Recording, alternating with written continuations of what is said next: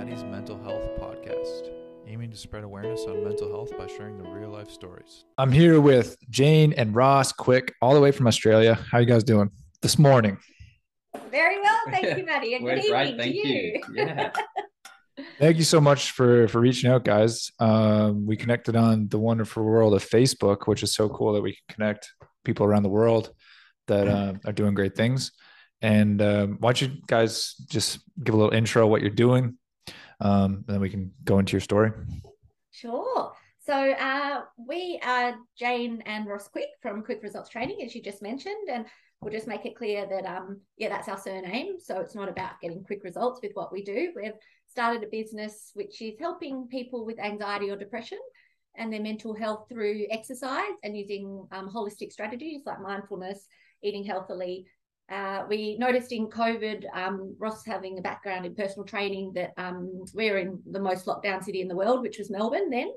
That's where we were residing, and Ross couldn't train his clients, so we moved. The most lockdown place in the world. Sorry, I didn't mean to cut you off, but like, what was that like? Was it just like Fort Knox, like Nazi camp? I mean, oh yeah, it was tough. But I did anyway. It was really tough. There's so many regulations and restrictions in place. You had curfews. You couldn't go out after a certain hour, 9 p.m. at night. You could only go within 5K. Yeah, 5 kilometre radius around your house. Jesus you Christ. weren't allowed to socialise with family or friends. There were just, so many restrictions. And we were just noticing, like just speaking with our clients and our friends and family, just mental health issues were becoming rife. Like people really struggled, just not having interpersonal connections, which I think is part of human nature, to see people, to have human touch and contact, especially those living by themselves. It was really difficult, and I think a lot of people really struggled. Yeah, like living on your own. We're allowed out for 4 everybody. reasons. What was stage? it? It was shopping. One stage you weren't even allowed to go with your spouse or partner shopping. Only one person was allowed to go to the supermarket from a family household. Yeah. So we wouldn't have been able to go together to the shops. Yeah. Work, if you're an essential worker. There was exercise. Exercise for a maximum of 1 hour a day. You're allowed out of the house, whether that was to walk or and there was exercise. One other. Yeah. Oh, you're allowed to leave to exercise? You were for maximum 1 hour, yeah.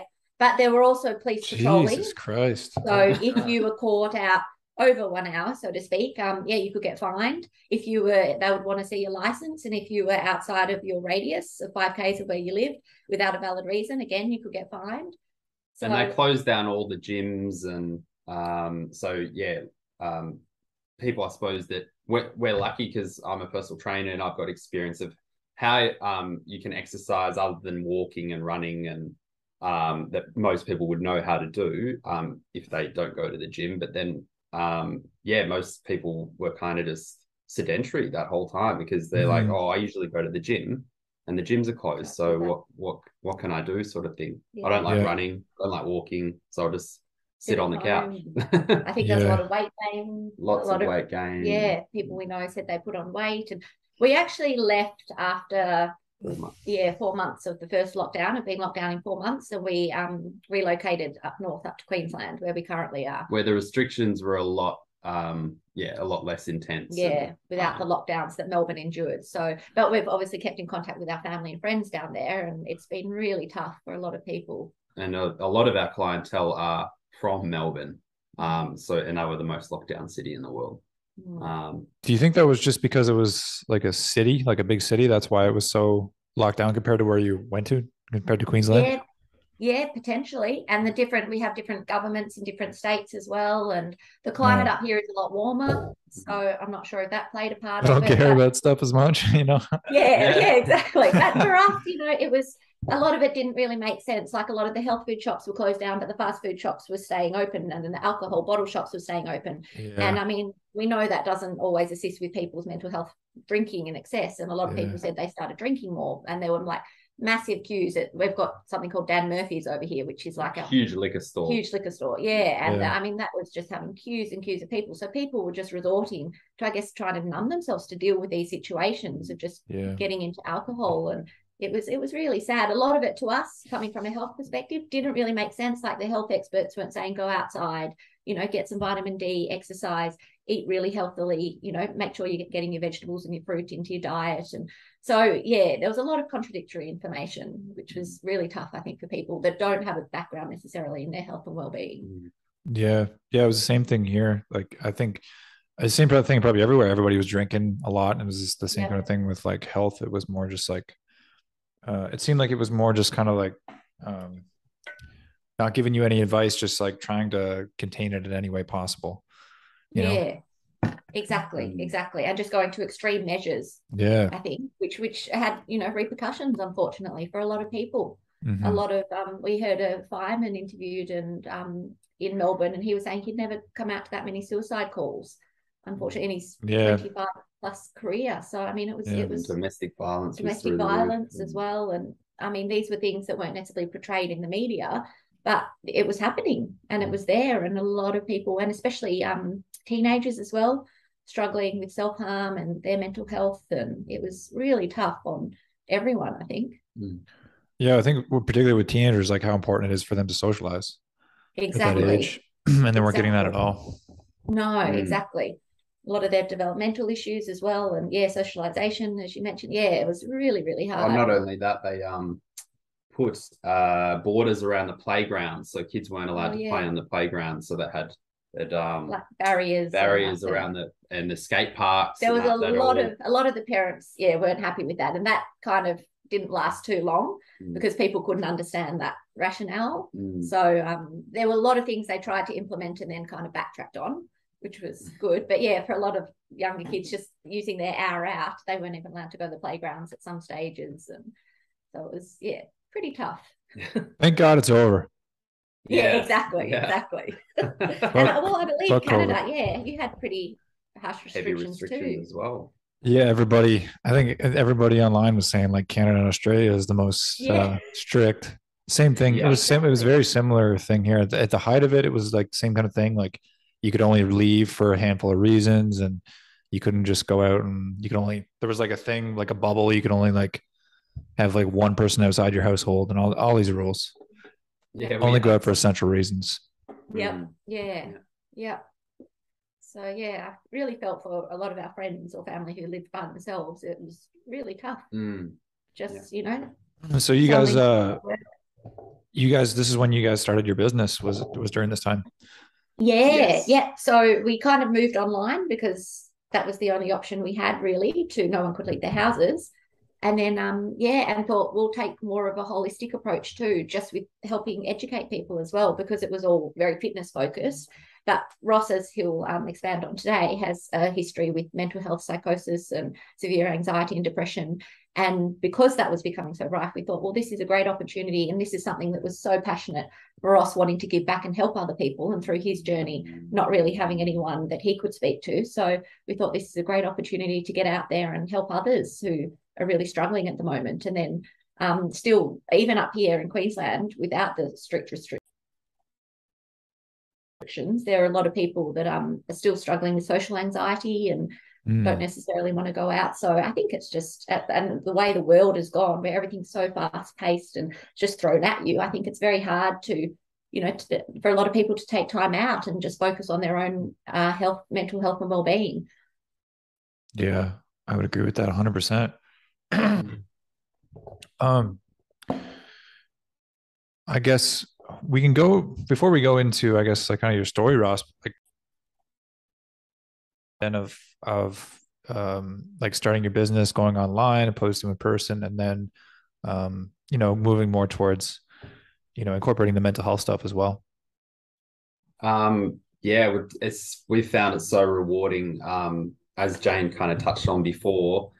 Something I really struggled with when I was really acute with my mental illness was that I wanted to meet someone who'd been through what I was going through at that stage and could tell me there was light at the end of the tunnel and tell me, times are tough at the moment, but as time progresses, then things will improve if, you find strategies and put them in place to deal with your illness. I think it's been, and now I suppose we've created this business to be those role models for those people who are currently struggling.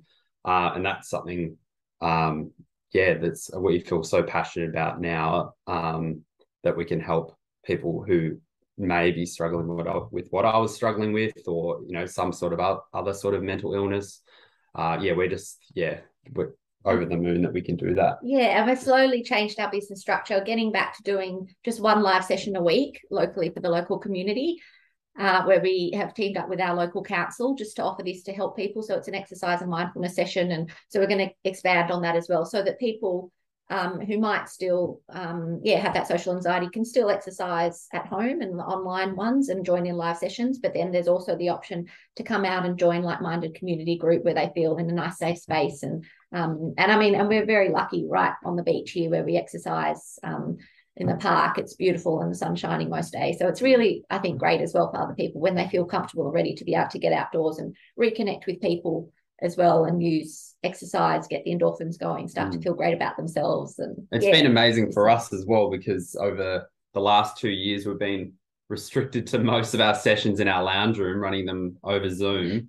And now, like at this stage, and we're hoping to expand on this, we're working on a little project at the moment, but we're once a week where we train the local community, and we're looking at the ocean, and it's beautiful sunshine, looking over a beautiful headland.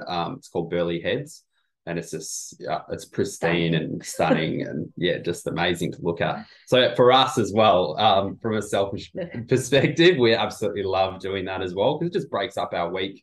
Most of our sessions are in the lounge, and it's nice to just get outside and get some vitamin D and fresh air and exercising outdoors as well. Variety. I can relate to that, as I kind of have a similar story. I was personal training in person, and now I'm fully online. And the whole the Zoom is great, but then the whole day goes by and you're like in your basement, you're like, Jesus, I got to get outside. 100%. And we've kind of created kind of an accountability thing for ourselves and our members, that just try and just get outdoors for part of your day, whether it's a walk, whether it's getting some sunshine, and try and get active. And whether it doesn't necessarily have to be an exercise session, but going for a walk outdoors, it's just so important for your mental health to get that fresh air and endorphins going. Connect with nature. And because we have found all of our work has been online over the last 2 years. So now it's just like, all right, let's get outside. We're getting a bit of cabin fever here. Let's get outdoors and get some sunshine. So being a PT, I'm sure you can understand. 100%. I remember the height of the lockdown. I think I was going for 3 walks a day, because there was nothing else to do. I was 3 2-hour walks a day sometimes. Wow. That's awesome. Taking my dogs around the neighborhoods, around the fields. Doing it. It's amazing how good you feel after you do it. Oh yeah. And it's crazy. It's that just feels normal now. It's now I go for a walk usually once a day, and I'll work out and stuff, but it's I don't go for 3 walks for 2 hours each a day, and I was doing it then, and it just felt like normal. So but it's interesting how quickly things become habitual as well. It's amazing. We were listening to a neuroscientist recently, and she was saying that only about 10% is your conscious behavior, and the rest is embedded in your subconscious. So unless you actively make changes and that, you're just going to fall back into those same old patterns. So when you start doing something and make it a routine in a way, and then it just becomes habitual, and then it just becomes your life, and then that then becomes into your subconscious. So you're not necessarily going to think about doing it. You just wake up and do it. Or just the same as turning a light switch on, you might use your right hand, not even think about it. Driving a car, driving for a while, but when you start, it's that learning how to do it, and then it just becomes normalized. So it's really interesting. I thought a lot about how much, I'm sure you guys are hip to this stuff from studying for everything you do, but I thought a lot about it during COVID, how just adaptable we are as kind of a species, as humans.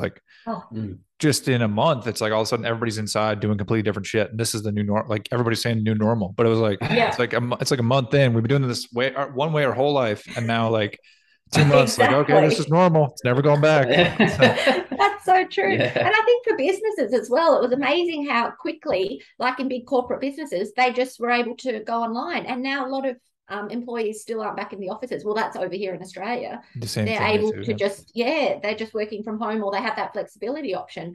And a lot of businesses are actually saying, don't come back Yeah, because it's the saving overheads money. and the costs of their spaces that they're like, oh, it's much better now that you can work from home. Yeah. Yeah.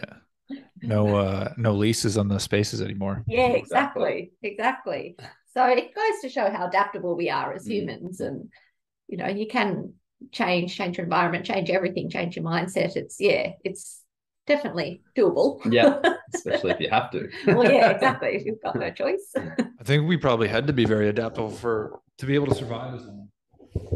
Yeah, exactly. And over evolution and the years as well.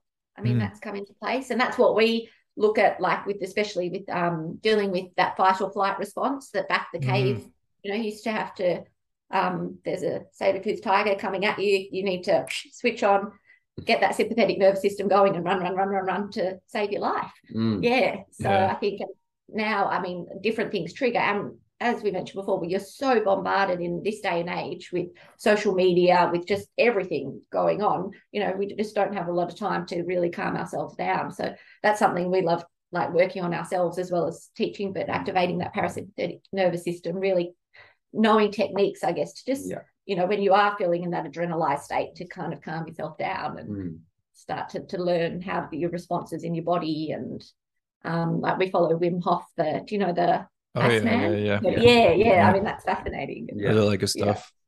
Yeah. Have you done ice baths before? Yeah. They're intense. Yeah, pretty intense. I was doing them every morning for a while. I'm not doing them right now, but they're really good though. I found a lot of benefit in them. I found a lot of, and I've talked to other people about this too, mental benefit from them. 100%. Of like this, like you feel amazing, your body feels good. There's all these benefits, like with your physical body, and then of course with your mental. But like the actual like pushing and just sitting when you're cold, like your body, like your mind's just telling you, I want to get out, but you just breathe.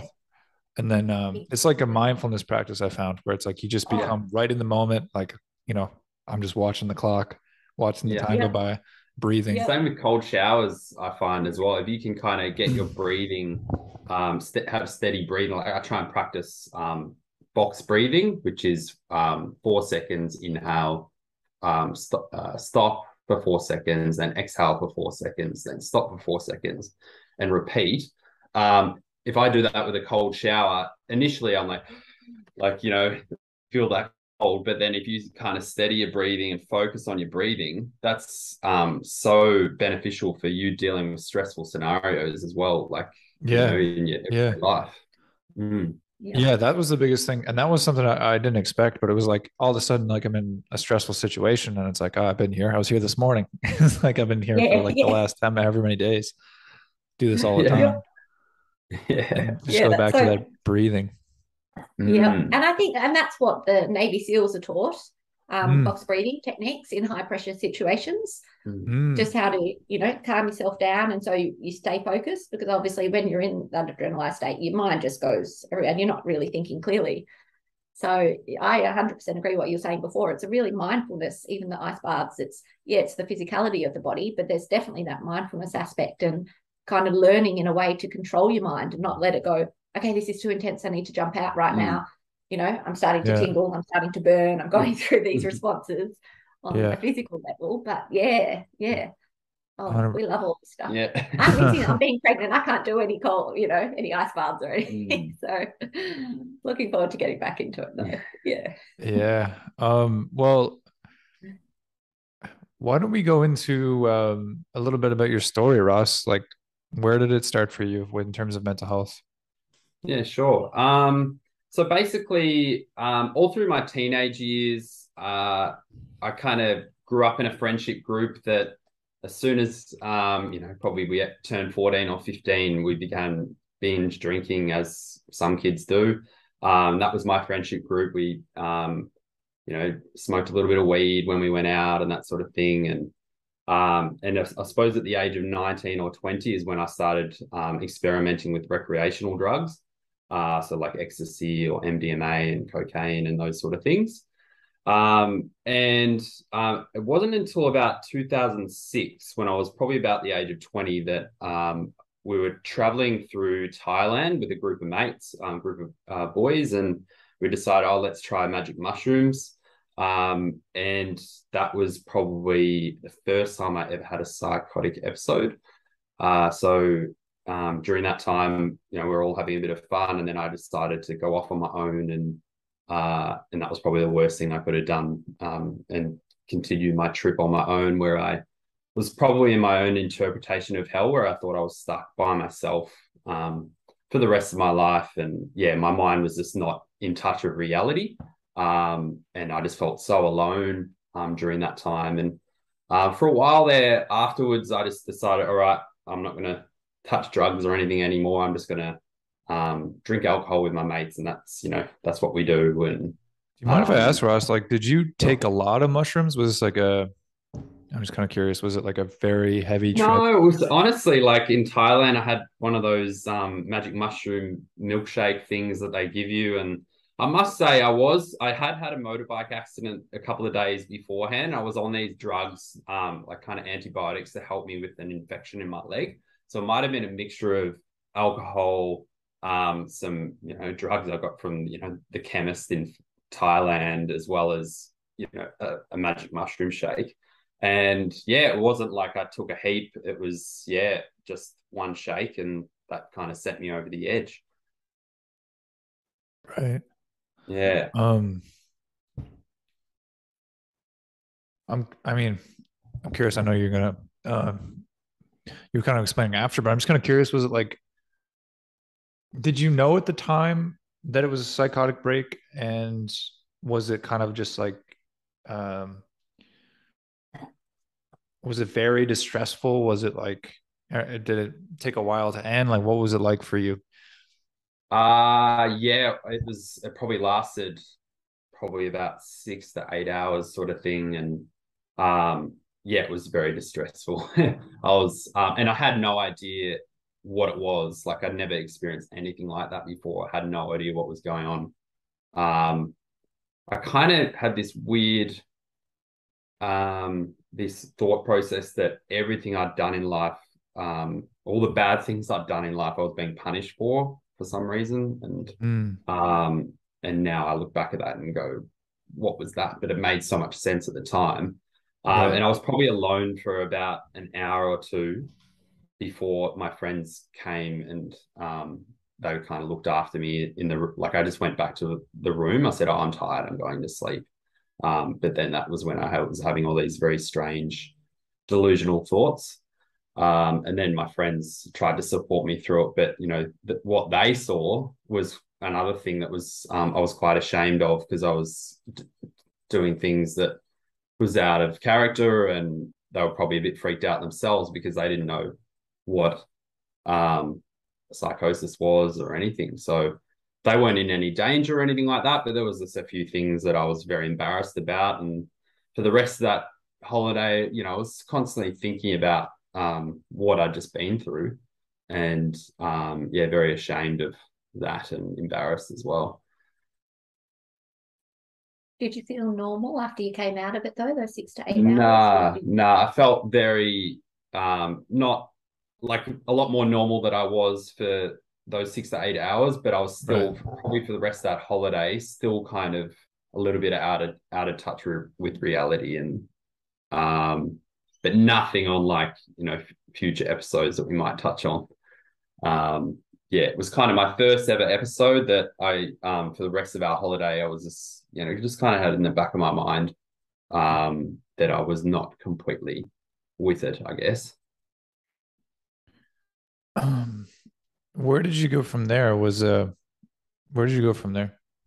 So then actually a couple of years later, I went to go live in London and travel through Europe and South America, and that's where I probably continued on with experimenting with some recreational drugs and drinking. And I think the next major episode was at a music festival when I was living in the UK, and that really knocked me around. And it was actually after that, like I probably, once again, another 6 to 8 hours that I was had quite a bad episode, that we came back to London, and I actually decided I'm not going to do drugs for a while. I'm not going to once again, I chose to drink because I suppose that was part of my identity in my early 20s as well, that all my friends were drinking around me. So I need to, to fit in, especially back then in your younger years, I felt I needed to drink to fit in. So I didn't give up drinking. And from that music festival, we went and traveled through Europe. And at the start of our holiday, we were going through Spain. And just one night after a big night drinking, I woke up a bit hungover the next day. And that's when I had flashbacks to my first and second psychotic episodes. So the Thailand one and the one at the music festival.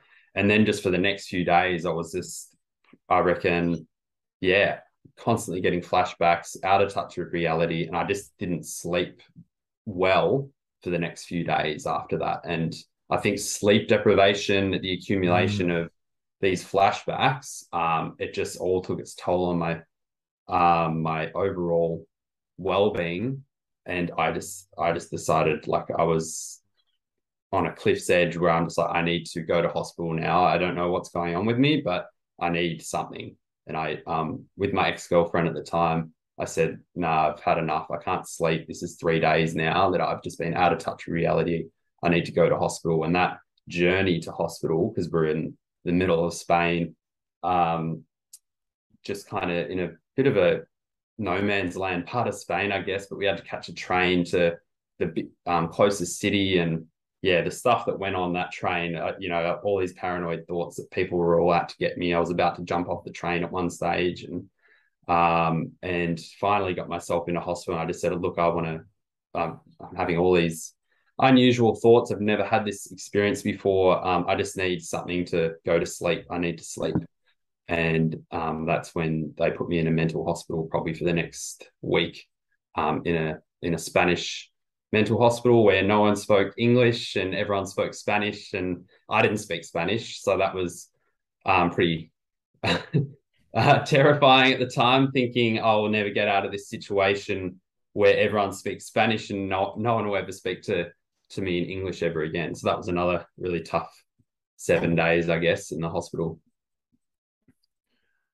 It must have been so difficult. I'm just like, imagine that feeling of like not knowing what's going on, not being able to sleep, having these like flashbacks, and then having to go to the hospital. What was I guess what was the feeling like in hospital? Or just, I guess, over that time where like you kind of like there was that switch to starting to have the flashbacks and starting to feel this way. I mean, was it kind of like a feeling of like terror or like fear? Yeah, fear and terror. Fear and terror. It was a constant flashback to that, what we kind of touched on earlier, that once again, in my own interpretation of hell, where I was getting punished for all the bad things I'd done, and and then once again getting put in a hospital where no one spoke any English. That was, I can't really explain how tough that was at the time. But there was also a bit of, you were scared. You mentioned there were people in straitjackets in the psychiatric ward and, quite heavily medicated, obviously, at this stage. And there was that fear and scared of what's going on. And and like some, like, just from memory, like, it's pretty vague going back to it now, but I sometimes remember parts of it, but I just remember some of the nurses that were working there kind of took me under their wing, and they said, like, what do you need from us? But like through Google Translate or like some version of that back in 2008. And I was just typing back to them, what I needed. So they really just tried to help me, because they knew I didn't speak Spanish. So they were speaking in Spanish through a computer that was rephrasing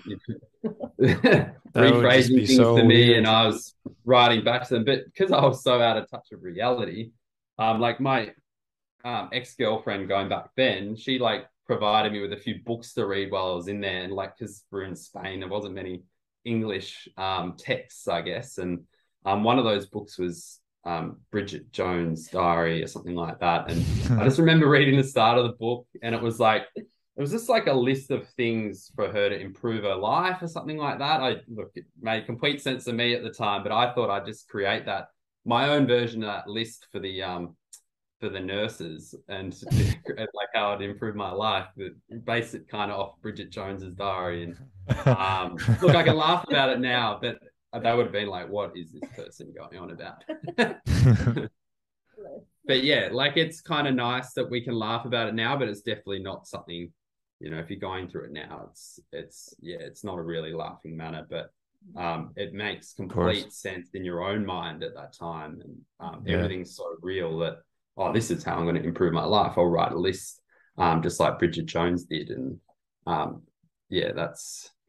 that's how I suppose someone suffering with mental illness or having psychosis is really thinking. Everything is just so real. Right. I've heard a lot of people describe it like that, where it's like, like everything kind of connects. It's like, I've heard quite a few people with bipolar, something called delusions of grandeur. I don't know if you've heard of that. Oh yeah. Yep. Something like very common, like they're God, or they know God, or they've been sent from God to do something to help people in some way. Yes. Yeah. And I think they have that, those delusions of grandeur, and then they also have the opposite where they can have the really low lows as well with bipolar. I think it can be those high highs, and from a little bit I've read about it and know, but I don't know a lot about it. But there's that I'm on top of the world, sometimes no sleep, sometimes like no sleep, like delusions like that, going crazy. With like productivity. I mean, like crazy with like productivity, doing all kinds of things, and then just like crash and burn, sleep, and deep depressive states, and it's really hard.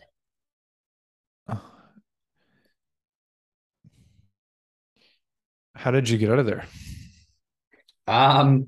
Well, my ex at the time didn't feel comfortable to be the, I suppose, guardian to get me out of hospital. So she called my family, and my dad and my brother actually flew over from Australia and made their way down to where I was in the hospital in Spain. And so, which kind of extended my stay in the hospital a bit longer.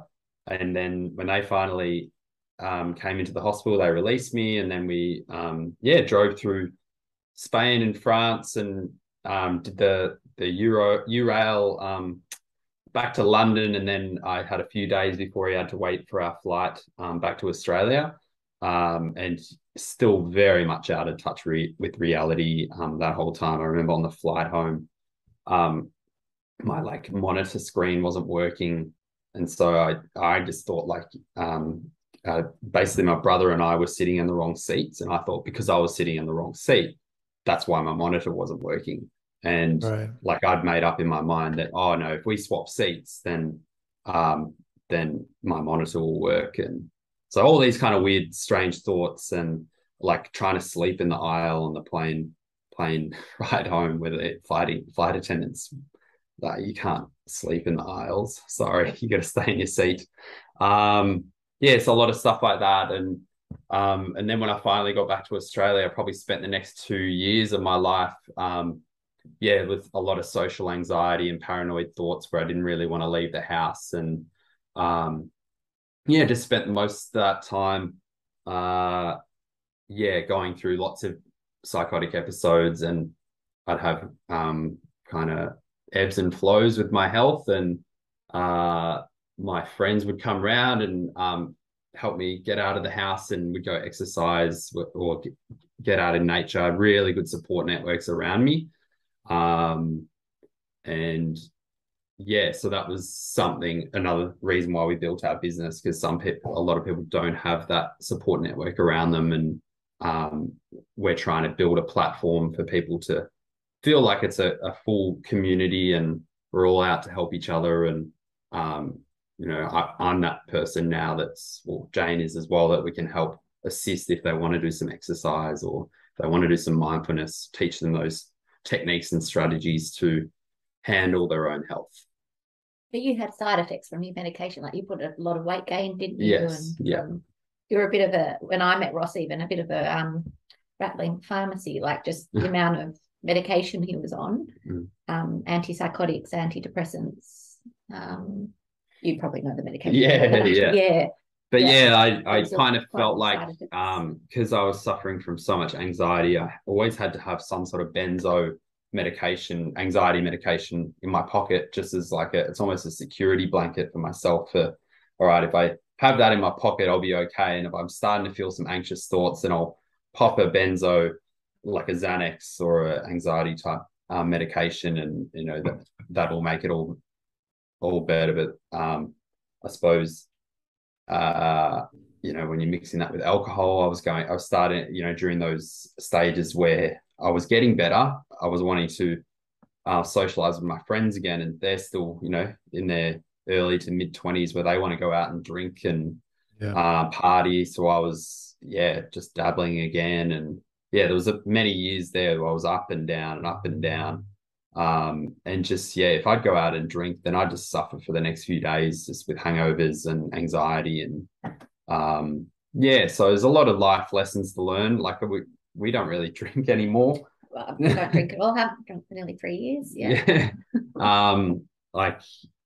I think where it's probably just doesn't agree with us, and I know that I get anxious thoughts if I drink too much. So we're just not something as part of our life anymore. But I think you were quite fortunate having that network. This was well before I met Ross as well.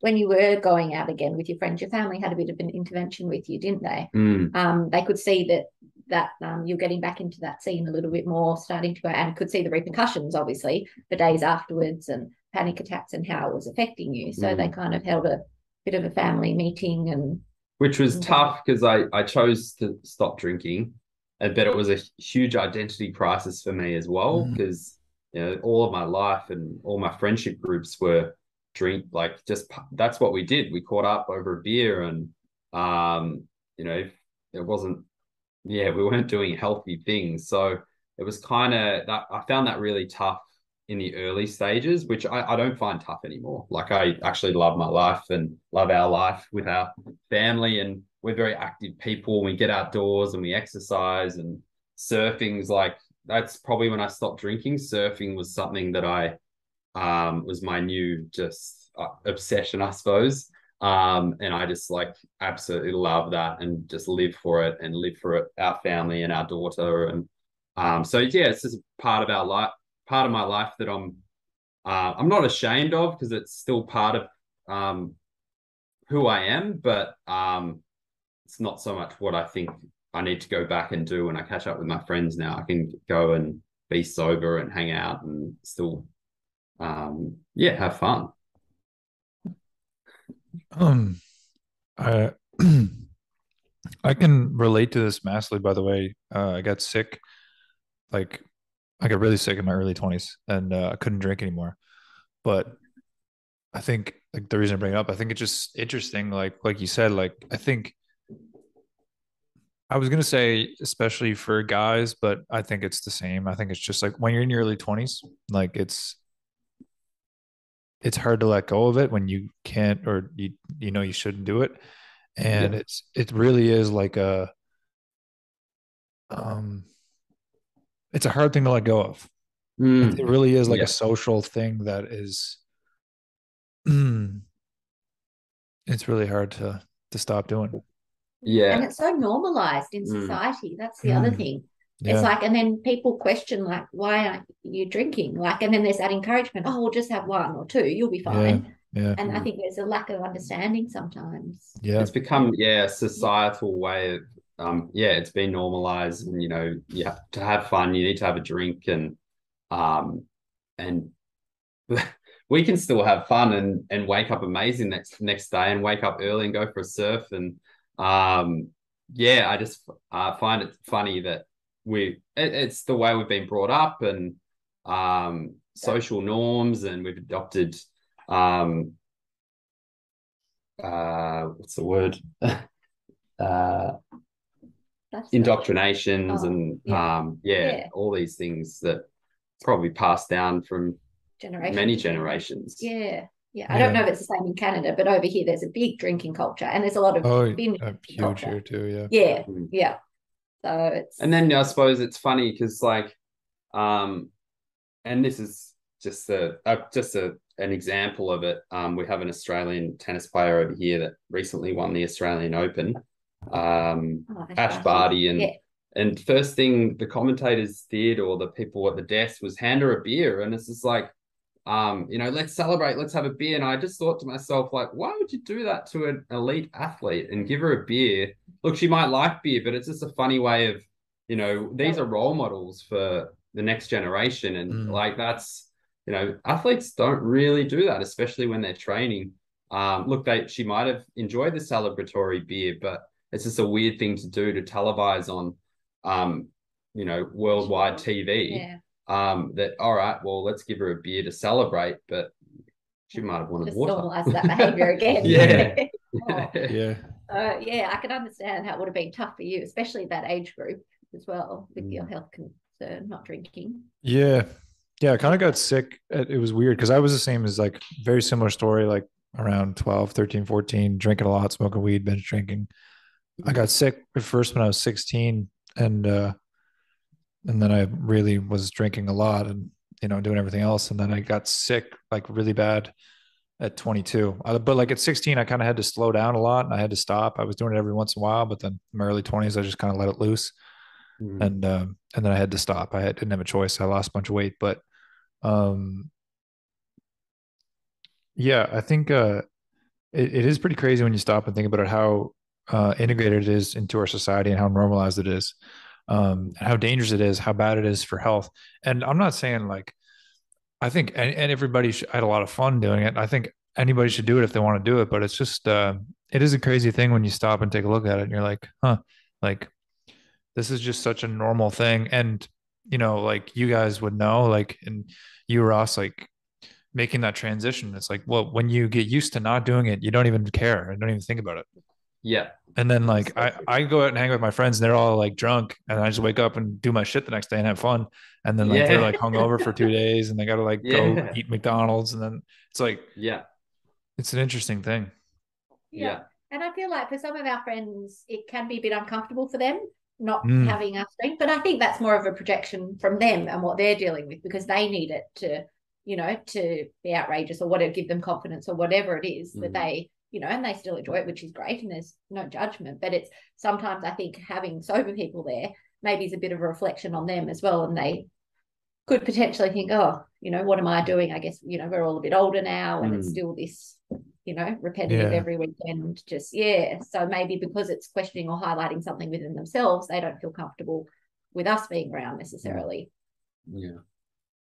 I think of like you guys talked about like being disconnected, and kind of, with social media now, being disconnected in general, I think. And then, I just see this now, like with my generation, and like it's kind of like I guess probably like a lot of generations, just like they get dependent on that every week thing, and then that's like their social life. And it's like, that's how you connect, like, like as you mentioned, like that's how you connect with your friends. So it's like when that's taken away, it's like, how do I connect with my friends? And it's weird because like, you go and party with your buddies on Friday, you stay there on Saturday, you guys are all doing stuff together, and it's like, it's a different thing. It's like what you guys do. But I think there might be a relation between, and I'm just like throwing thoughts out there, but there might be a relation between like social anxiety, being so connected to technology, and then, not being used to connecting, and then just going out and getting drunk and just making it easier to connect. Exactly. Oh, I couldn't agree more. We watched, what was that? Social Dilemma. Have you seen that one? It shows how Netflix, Social Dilemma, like all the algorithms are designed on like social media to just keep you hooked and keep you attached and keep you clicking likes. And it was statistically showing, how many, I think it was based in America, but how many like young kids were then struggling with, because of, you know, they weren't getting X amount of likes or comments on their posts or whatever they were doing, and then just not being able to leave the house, not being able to connect with people. And you're right, that's perfect, like, escape in a way. Just, well, I don't know how to socialize, so I'll just get drunk and then, you know, I'll make this really easy. Just give me like Yeah, 4 or 5 exactly, beers and it'll be really easy. And yeah, that's so true. Which is sad that we're kind of pushed that way in society now, that it is, you know, lack of that human connection and kind of just catching up with people and interacting on a deeper level. It can become very surface in a way. Like, oh, how's work? That's good. You well? Yeah, great. Okay. There's no real depth, I guess, there to a lot of discussions. But that's where I found, just finding a hobby like surfing, or like we've had clients that found a hobby like archery or something they've always wanted to try. And if you kind of go all in on that hobby and you're really passionate and enjoy it, you actually meet different friendship groups. Like since I started surfing, I've got kind of my surf mates that I'll go out for a surf with. And it's all like, you just kind of, like, I've still got my friendship group that from back in the day when we used to drink and everything like that. But then I've got, you know, I've kind of formed new friendship groups, which is like probably a healthier friendship group where we go out and do things that, surf or get out in nature and do things that we love. And I suppose if you can find a hobby, which is something we try to encourage with our clients, something you've always wanted to do, or something you're really passionate or something you enjoy, then you're going to meet people. Those connections with like-minded individuals. Yeah. You know, I think the interesting thing about that too is, like, usually we want to do that hobby anyway. You know what I mean? But when you're stuck, that's the other thing about, like, being stuck in the cycle of every weekend with the drinking thing. It kind of takes time, and you can end up like you're not doing the things you really want to be doing. Exactly. And you lose motivation. Yeah. Like, when those first few days of the week is tough and you're still recovering, and then you kind of like, you start looking forward to the weekend again and what you're going to plan. And it's kind of like you're just in no man's land in a way. It's a vicious cycle in a way. Yeah. And then your ambitions and dreams get left aside because you're so distracted with these other things in your life. So you're not really putting your attention or focus onto things like personal goals that you might want to achieve or something you might want to start, or yeah, for sure. So when you came back to Australia, did you get diagnosed? Did you go to like doctors here? What happened when you got back? I was diagnosed with initially drug-induced psychosis and anxiety and depression. The depression probably lasted maybe 6 months or something like that. I think the shame and guilt attached to what I'd just been through played a huge role in the depression. So that was probably the first 6 months of living back in Australia, and actually went through quite a few different psychiatrists during my most acute stages because I just couldn't find the right one. And I always encourage that to our clients. If you're seeking professional help, find someone you can relate to and find someone that you really like and you enjoy seeing, because if you're not enjoying that relationship, it's probably not going to work. And there's plenty of professionals out there that can help you. Like one of those psychiatrists also diagnosed me with schizophrenia as well, which is, I suppose, drug-induced psychosis comes under that whole schizophrenia umbrella. And that was really hard for me at the time, kind of telling some of my friends that I had that, and I suppose the stigma attached to that illness, and what I'd grown up thinking schizophrenics were like. I suppose society back then was telling me that schizophrenia, if you had that illness, that you're a psychotic killer, or that's the stuff that we're told in the news back then. So I found there was a lot of shame and guilt attached to that. And if anything, I was like complete opposite to that. I feared everything. I didn't want to leave the house. Like, I was never once violent around my family. I was mostly just fearing life and fearing the outside world. So yeah, there was a few diagnoses along the way, and then I suppose I really had a great relationship with my last psychiatrist. And during that time, I actually met Jane back in 2015. Yes. And I just started a Bachelor of Health and Physical Education, so becoming a PE teacher. This is around the time when I stopped drinking and I was focusing on other things, and getting into surfing and study and just keeping myself really busy. And I was actually going through a really good patch when I met Jane, and I was still medicated, heavily medicated. And Jane, after probably 6 months of knowing me, just said, like, well, I can't ask the question, why are you still taking medication? And I said, well, all my professional help, all my psychiatrists have said I'll be on medication for the rest of my life. And Jane kind of just asked the question again, well, why do you think that is? Like, you're going really well at the moment. Well, why not ask your psychiatrist or your psychiatrist whether you can come off that medication, whether you can wean off and slowly over time come off those medications. And I thought to myself at the time, I was like, nah, no way I could come off my medication, because that was probably 7 years of living with my illness, heavily medicated. And I was like, nah, I'm doing the right thing now. I don't want to go back to where I was. And then, over time, I'm just like, oh, well, what? Yeah, I could always ask the question to the psychiatrist. And he's like, yeah, let's go for it. Let's just try and, over time, we'll slowly take back your medication, wean you off and cut it into quarters. And just slow. Like, I would never say come off your medication to anyone who's really struggling.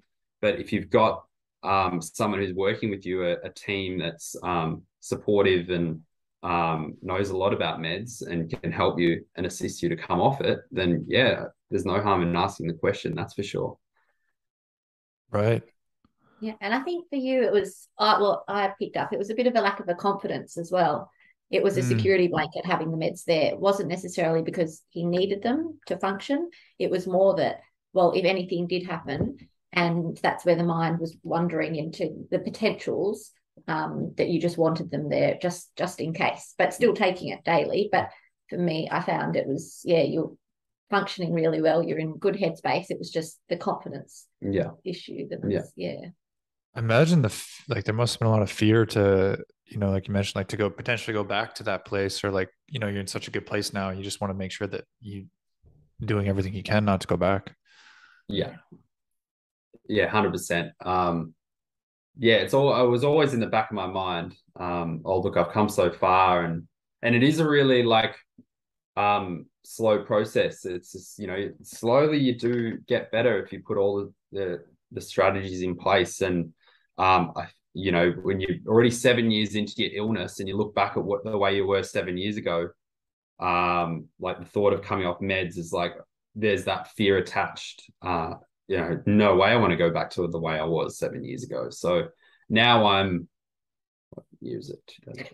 14 years into, that was 14 years ago when I first was diagnosed, and I've been off medication for 7 years and haven't felt the need to go back. But you've done a lot, as you said, you've implemented a lot of strategies into his life to help himself. So if he was having a panic attack or having a night terror or just anxiety, you've got the tools and techniques and strategies, I guess, to do that. And you started doing meditations every day, you were doing journaling, you were changing, I guess, you stopped drinking, focusing on other, and just the kind of being aware of where the mind was going in a way of your thought processes, and getting stressed out with your exams for university, for example. And so, I mean, it's been, as you said, a long process, but you've also got to take credit that you've made these changes consciously and implemented them regularly.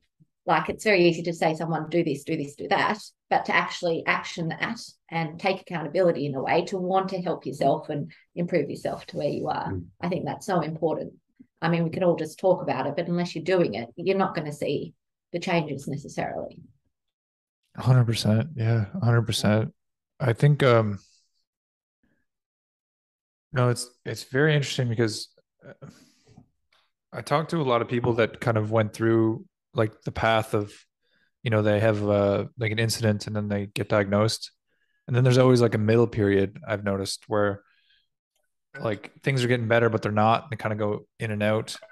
And then it's always like things really started to click when they really just started to take it serious and do all the things they need to do every day. Yeah. I think So that true. that's it's interesting. And I think that's like I think it's a good message to I'm sure that's what you guys help people with. And I know that's what I help people with as a coach. Yeah. Yeah. We try and just teach all those techniques and strategies and we've, just through research learned there's constantly new techniques and strategies evolving over time. Like Jane wrote an ebook on how to, 7 unusual ways of dealing with anxiety, and it was all these things that came up. It's like, wow, these are all cool strategies and techniques.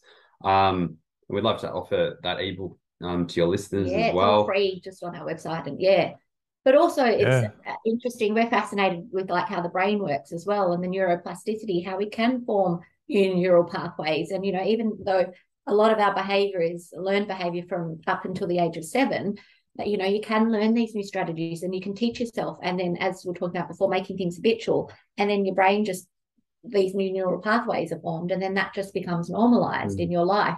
So these new techniques that you think maybe what you went through, you never really saw that end goal or light at the end of the tunnel, that you could get off your medication, you could change. And and now you're practicing all these new techniques, and it's just become part of your lifestyle and and that's just now your fallback, so to speak. And I think like facing some of your fears or anxiety as well is really important as well to like, for instance, there's no way I would have been able to do anything like this, what we're doing now and chatting, on podcasts back 14 years ago. But as time has progressed, I've slowly got a little bit better. And I said no to one of my mates when he asked me to do a best man speech, and I like sat on it for and he's like, yeah, I completely respect that, your decision, and that's fine, but have a think about it, because I really love for you to do my best man speech. And I sat on it for the next 3 months or something like that, and slowly just my mates were encouraging me, no, you can do it, like you're doing really well now. And I had kind of like a bit of a cheer squad around me, like, yeah, you can do it. And then that was like one of the biggest fears to face, like public speaking in front of 150 guests at a wedding and standing up there with a microphone. But I kind of, that 3 months passed, and I knew I had to kind of face that. And I've done a few public speaking gigs since, but it's something, it's probably important part of the process to face some of those fears or anxieties. And like Jane said, you can create those new neural pathways by, I got through that last time, I can get through it this time. And every podcast we do now, just slowly get a little bit more confident with what we talk about. And over time, you just get better at it. It's like anything. It's like practicing a new skill. And the speech was great. It was brilliant. And we were having that discussion. We're like, well, what's the worst thing that can happen? You stuff up the speech and you run off stage or whatever it is. You're still alive. You're still healthy. When you put it into perspective in a way, it, change, I guess, your thought process behind it. And before the speech, you're a bit nervous, and then brilliant. Yeah. So and then afterwards, you're like, oh yeah, I can actually do that. It's funny that like we build it up so much more in our head than the reality ever is. Exactly. And the funniest part is like everyone's kind of looking forward to the best man speech. You've almost got the easiest job on the night, because in Australia anyway, everyone like loves that part of the wedding. And I remember I've got a good friend who's a comedian who he does public speaking on a daily basis, and he's just like, man, you've got the easiest job on the night. It's like you just you stand up there and everyone's looking forward to hearing you speak, and they're going to laugh at whatever you say. And it's not even about you, it's about no, it's about them. Yeah. But you kind of make it about yourself, and you create all these stories in your own mind that right. And that's where anxiety all begins with. It's all these stories you create in your own mind. And which are based on potential outcomes that don't even exist. Yeah. So we're creating these stories of worst case scenarios and getting all worked up, and it never happened, or it might never happen. So that's why it's really important to stay present and kind of practice gratitude with all the good things that are happening in your life. And that's why we try and meditate mornings and night and start off the day right and really present. And yeah, as soon as my mind wanders about things and worry about the future, it's like, hang on a sec. Like, you're creating this story in your head that is probably not going to eventuate anyway. Why do you even do that? And I think it's just part of kind of human nature that the brain is out to protect you, isn't it? So, yeah, we've evolved over the time where, like Jane touched on earlier, it's like saber-toothed tigers were going to attack us. You kind of always had that in the back of your mind that, you know, I'm eating or sleeping, there's something that's going to kill us. Whereas, yeah, I suppose over time our brains don't change. They're still trying to protect us. Yeah, and that's why we get that fight or flight response for public speaking or whatever it might be, because our body's reacting to the thought that, oh, this brings fear, and then that, you know, that creates these physiological responses. So it's really interesting looking at anxiety and how our body reacts, and then learning to what we can do, I guess, in a way, to assist ourselves with that, to stop that just becoming our natural reaction to a circumstance. Someone says, you're in a big crowd, okay, I want you to get up and say something, and then straight away your heart rate goes, you start to feel, you know, sweaty palms and things. So it's really learning. What's my name again? My name is yeah, exactly. That's so true. And it's John. So, no, that's not my name. Fuck. Sorry. I was like, John? No, that's not my name. Fuck. Maddie? Yeah. Yeah, but it happens to so many people, and that's the thing. And I mean, you know, the fact that we can reverse that in a way, it's fascinating that doesn't have to be our fallback where our body reacts that way. But I find that really interesting. But I think it's a norm for a lot of people.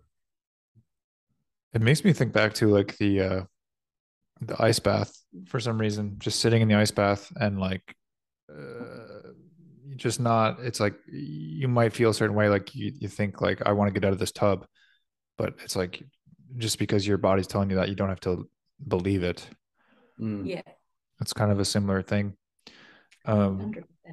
I started doing comedy like 3 years ago. I've been doing it, and I was so fucking nervous the first time I went up. I was like almost thrown up, and I was so nervous for the longest time doing it, and now I don't even think about it. So it's interesting that you know, things can really change over time.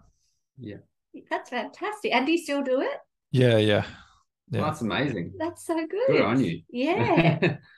Yeah. And that's like one of the most feared things. Like, you know, all your listeners are probably like, oh, how could you do comedy? Like, that's the most feared thing I could ever do in my whole entire life. But if you face it, you know, you've already done it once, you can do it again. You didn't die the first time. Yeah. And worst case, people don't laugh, I guess. Yeah. Yeah, I think when you have enough you know, shows where you like, you know, especially when you're starting out, where you like bomb, like you don't do good, you get no laughs, you're like, well, you question why you're doing it, and you're like, this was fucking embarrassing, and you have all these bad feelings. But then like after that, you're like, okay, well, the worst can happen is I'll just die, and I won't die. And it's kind of funny anyway that I just like got up there, says the things I thought were funny, and they didn't even laugh. So, but that's awesome. That's so good. But that's all part of the job too, isn't it? You got to practice gags, practice jokes, and like, all right, that one. I remember watching. There's this comedian. Have you ever heard of Jamoan? He's an Irish comedian. Jamoan. I don't think so, but he's Irish comedian. But we went and saw his almost like a practice show at a comedy club once, and he's like, you know, he's a high level comedian in Australia. Around the world. But he actually had a notepad out and he was practicing jokes and ticking off the good ones and crossing off the bad ones. And that was kind of, he just put that as part of his routine, and I thought it was hilarious. It was genuine. Yeah, it's like, oh, you don't like that one? Cross that one out. You like that one? Okay, tick this one. Yeah, it's interesting. That's how it goes. It's just like, well, you write something and you think it might be funny, and it's like, well, that wasn't funny at all, and then move on. It's scratch funny. That off. if you like, we constantly making mistakes in business, and you learn from those mistakes, and then you grow from that. It's, you know, it's part of life. You make mistakes and you grow. And you know, the most successful people in the world, they would have made a lot of mistakes along the way. And I think there's a lot of rich people who were once bankrupt. I think Richard Branson was bankrupt at one stage. Yeah. I don't know. I could have just been plucking that out in air, but I know there's a lot of there's a lot of successful. It's just that not giving up and that keep persevering, and yeah, like the whole fail forward, and you win or you learn, or there's no failure, only learning. Like that's very true. And I think sure, you guys know with like business as well, like there's lots to learn and fail at and learn. And fear of failure is the biggest holdback, I think, in anything in life. Yeah.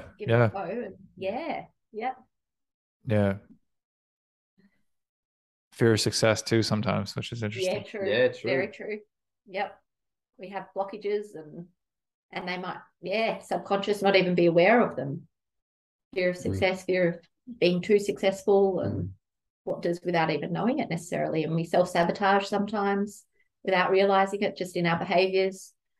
It's fascinating, the psychology of people as well. It is 100%.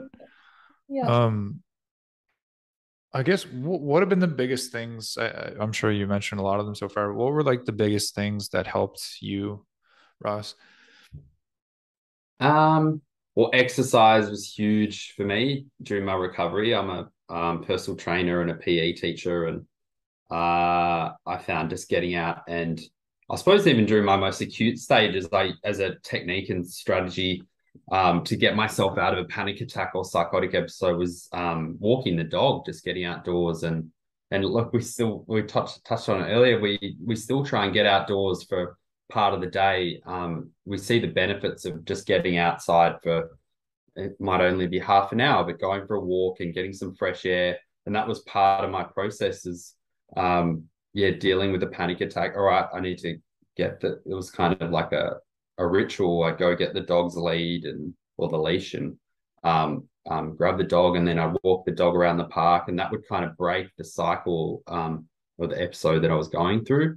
Exercise. I just started doing like progressive muscle relaxation, like guided meditations. So just to kind of ground myself, but and you know, there's no shame in doing guided meditations. Like if that's what's going to help you, like we can do that now, and because we're used to doing it ourselves, but and just guide ourselves. But there's no harm in jumping on YouTube and doing a progressive muscle relaxation, a PMR technique, just to start with contracting with your feet, contracting with your calves, your quads, and work your way up your body, and just really grounding yourself, and you know, getting back in your own body is really important as part of if you're suffering with an anxiety attack or panic attack.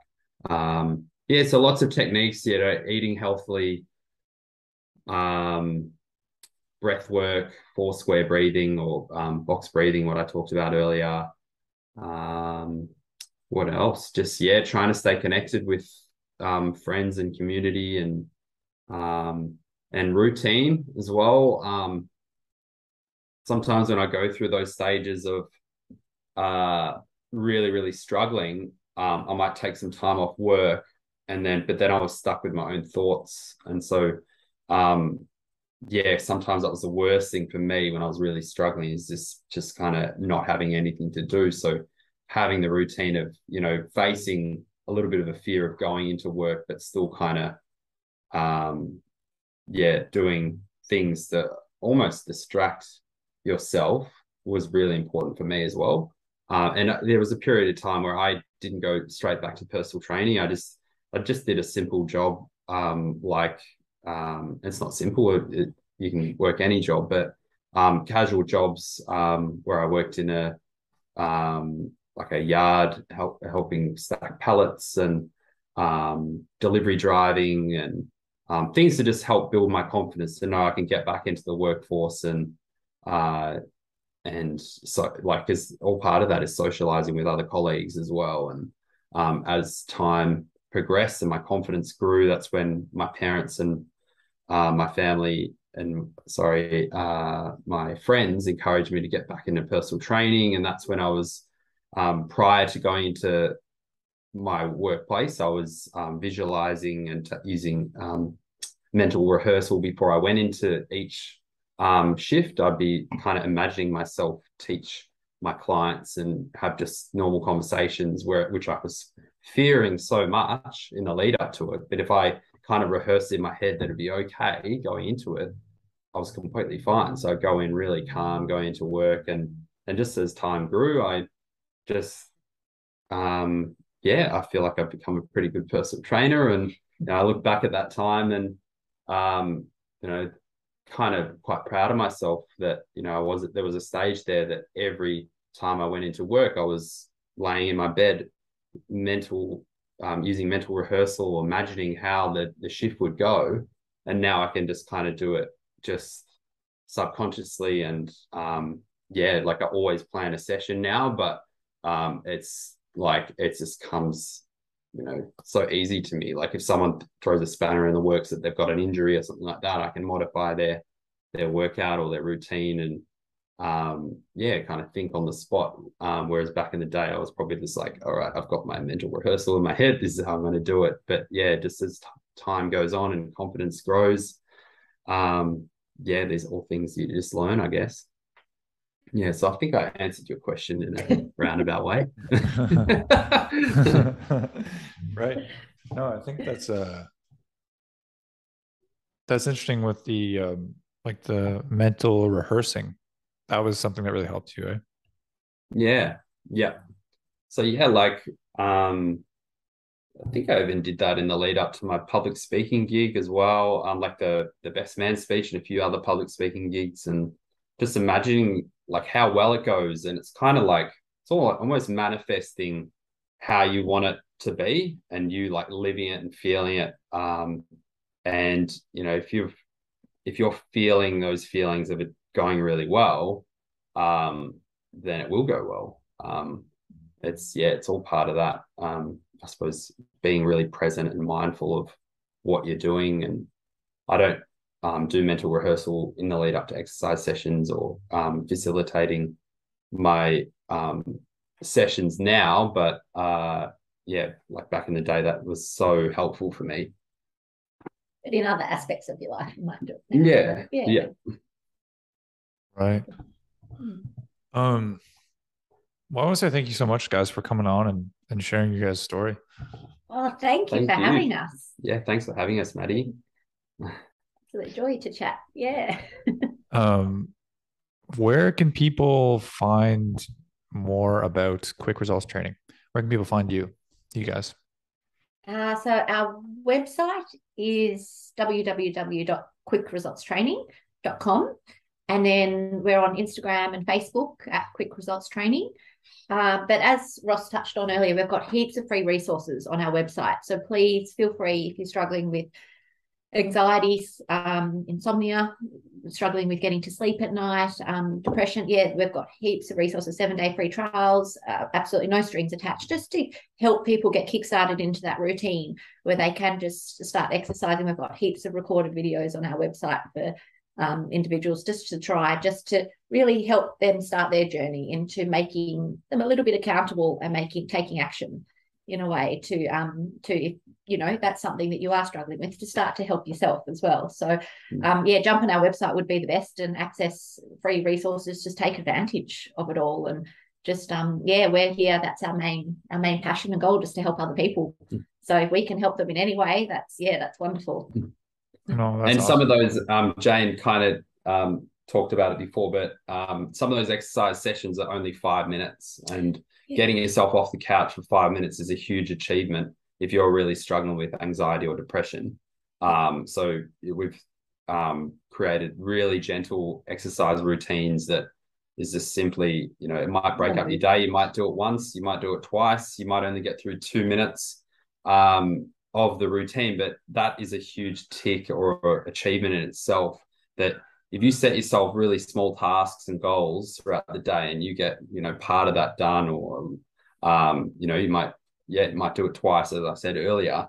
That's huge. And then the next day you might try and progress that a little, or you might have a bad day, you only do a part of it. But if you can kind of do something and keep yourself accountable every single day, whether it's listening to one of our guided meditations or following 2 minutes of a 5-minute exercise routine, that's just a big tick. And, you go into the next day. Yeah, start to feel really good about yourself for achieving them rather than setting unrealistic tasks that we just probably won't do. None of us would really do. So it's really good, I think, to start small, as Ross said, and and just give yourself some credit as well, some recognition for just doing, a little bit of movement for the day or whatever it might be.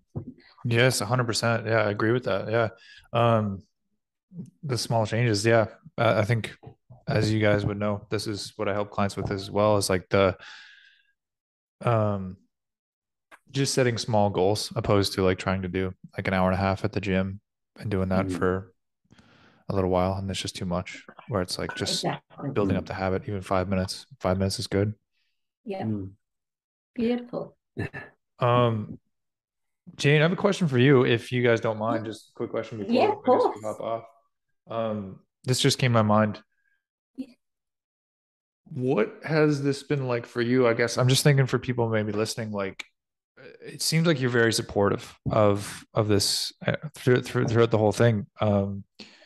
Maybe could you talk a little bit about that, and maybe like some advice to maybe someone that is in a similar position where they're supporting someone that may be struggling or going through a journey like this? Yeah, absolutely. Love supporting Ross, and I've had family and friends go through mental health struggles as well. So it was quite familiar to me when I met Ross, and that's what I loved. The first thing, that he was so open about it. I think the first time, we went on our first date, he just, really opened up and started telling me a bit about his story and his background.